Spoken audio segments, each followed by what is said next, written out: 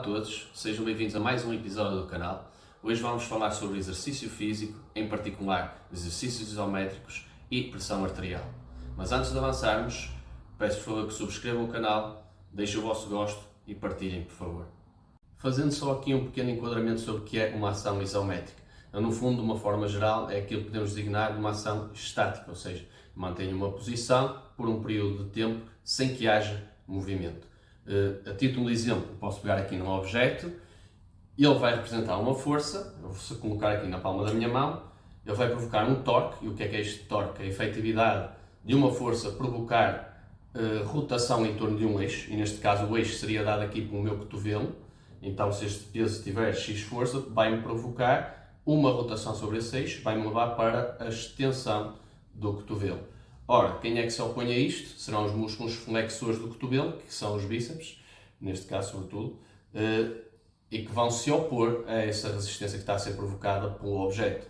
No caso, se houver mais força de um lado do meu torque interno, ou seja, dos meus músculos, então eu vou conseguir produzir uma flexão do cotovelo e vou vencer esta resistência que está aqui representada por este objeto. A ação isométrica será uma equivalência entre o que esta força provoca e sobre a força que eu produzo internamente, que no caso, se igualar, não vai haver movimento visível, portanto vou estar aqui estático, vou manter esta posição. Isto é que seria uma ação isométrica. Bom, e porquê é que destaco os exercícios isométricos?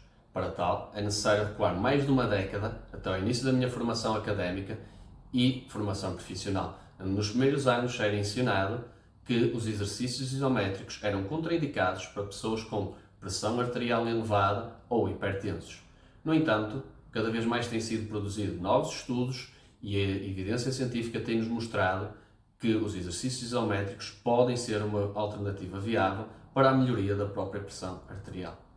Por isso que é fundamental acompanharmos a evidência científica mais atual e estarmos abertos e receptivos à mudança que com ela possa surgir. Trago então agora um estudo que é uma revisão sistemática com meta-análise, que está no topo da pirâmide de evidência científica e que engloba 270 ensaios controlados aleatorizados com um universo de cerca de 16 mil participantes, sendo que metade desses participantes foram alocados no grupo de controle e outra metade recebeu a intervenção. Faço também menção para o facto de que, se quiserem saber mais sobre a evidência científica, eu já fiz um vídeo a falar sobre isso e o qual partilho aqui para que vocês possam consultar e ter melhor acesso a essa informação. Então, o objetivo deste estudo foi tentar perceber quais os efeitos de vários métodos e formas de treino na pressão arterial de repouso e estabelecer as melhores práticas e exercício físico como antihipertensivos. Quanto aos critérios de inclusão, os estudos deviam contemplar pressão arterial na ferida antes e após a intervenção, em adultos sem comorbilidades associadas ou patologias, pessoas de ambos os sexos, de várias etnias e diferentes estratos sociais, e os estudos teriam que ter revisão de pares para serem aceitos. Critérios de exclusão, por exemplo, se os grupos de controle recebessem algum aconselhamento nutricional ou quanto à prática de exercício físico, eram automaticamente excluídos. Também, se tivessem alguma medicação suplementar, eram igualmente excluídos e com duração inferior a 2 semanas. Quanto à pressão arterial em si, e de acordo com as guidelines da Sociedade Europeia de Cardiologia e a de hipertensão, eles foram divididos em 3 categorias: os normotensos, os pré-hipertensos e os hipertensos. De referir que os valores dados em milímetros de mercúrio diferem em cada uma destas 3 categorias, sendo que a pressão arterial sistólica se refere à contração do coração para bombear o sangue e a pressão arterial diastólica se reporta à forma como o coração relaxa após essa contração. Relativamente às formas de exercício estudadas, elas foram 5: o treino aeróbio, o treino intervalado de alta intensidade, o treino de força, treino combinado, ou seja, que pressupõe exercícios de força e exercícios aeróbios numa sessão só, e ainda o treino isométrico. Mas antes de avançarmos para a interpretação dos resultados, queria referir que este estudo não só analisou as diferentes formas de exercício físico e as comparou entre si, como ainda as subdividiu e aprofundou a interação de cada uma entre elas. Por exemplo, comparar exercícios de caminhada com exercícios de corrida dentro daquilo que é o treino aeróbio. E nós vamos ver como houve diferenças entre a pressão arterial sistólica e diastólica nestes subgrupos também. Relativamente aos resultados, convém destacar que as 5 formas principais de exercício todas ajudaram a melhorar a pressão arterial sistólica. No entanto, houve umas que se destacaram face a outras, sendo os exercícios isométricos os que mais evidenciaram melhorias na pressão arterial sistólica, seguidos do treino combinado e ainda do treino de força. Também ao nível da pressão arterial diastólica, todas as 5 formas se revelaram eficazes, mantendo os exercícios isométricos como os mais eficazes na sua redução, seguidos desta vez pelos exercícios de força e depois pelo treino intervalado de alta intensidade. Mas vamos ver agora as subformas de exercício físico e perceber o impacto que tiveram na melhoria da pressão arterial. Contudo, convém ressalvar que apenas os exercícios aeróbios, os exercícios isométricos e os do treino intervalado de alta intensidade é que foram subdivididos, abrindo aqui um viés na interpretação dos resultados obtidos pelo treino de força e do treino combinado, uma vez que eles não foram subdivididos como as outras formas de exercício. Começando pelo treino aeróbio, eles foram divididos em caminhadas, corridas, cycling e outros, sendo esses outros, por exemplo, concurso a determinados ergómetros, como um remo. Por sua vez, o treino intervalado de alta intensidade foi dividido em 2. O sprint interval training, ou seja, máximo esforço em períodos de curta duração, e o aeróbic interval training, que pressupunha, por exemplo, 4 séries de 4 minutos ou uma intensidade mais baixa, mas contínua e prolongada. Por sua vez, os exercícios isométricos foram divididos em 3 formas de exercício. O hand grip, em que pressupunha a apreensão da mão, o wall sit, ou seja, o agachamento sentado na parede, e um leg extension próximo da máxima extensão do joelho.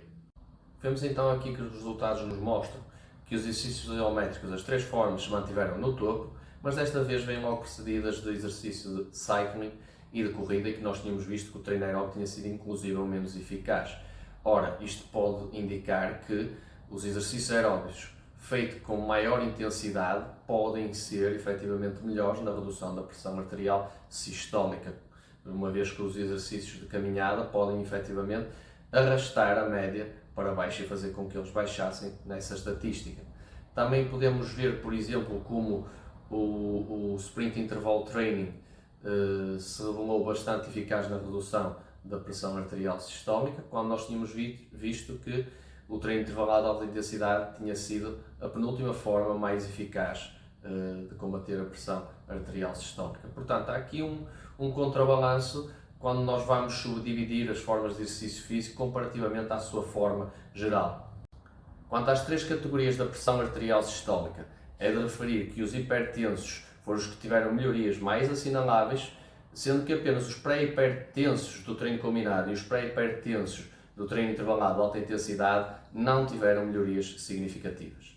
Resumindo e concluindo esta questão da pressão arterial sistólica, é de referir que todos os tipos de exercício e as suas subformas ajudaram a melhorar a pressão arterial sistólica, à exceção do aerobic interval training, que os exercícios isométricos foram os que evidenciaram maiores reduções em termos de número total na pressão arterial, e que apenas o exercício aeróbio revelou que exercícios de maior intensidade, de menor volume e menor frequência semanal, ou seja, comparado de 3 a 5 vezes por semana, optando pelas 3, evidenciaram mais ganhos neste aspecto.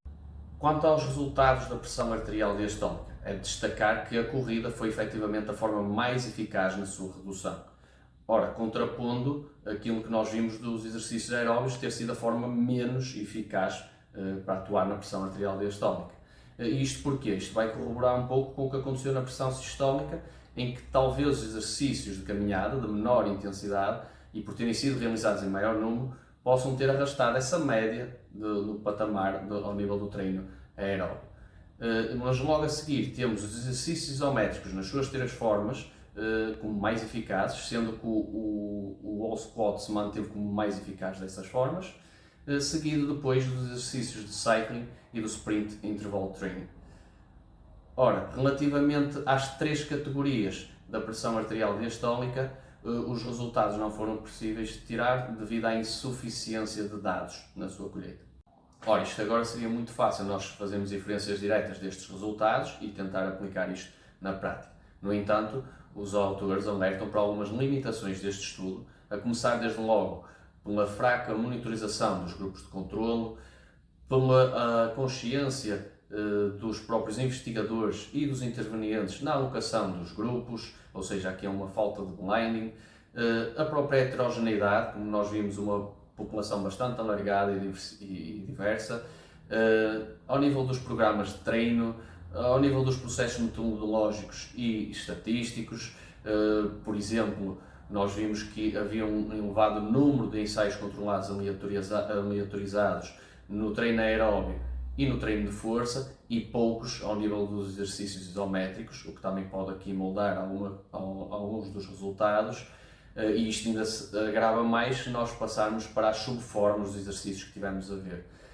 E há ainda também um alerta para o facto de isto ser feito em populações sem comorbilidades associadas, ou seja, sem diabetes, sem doenças do foro coronário, e também com uma elevada taxa de assiduidade às sessões a que eles foram propostos.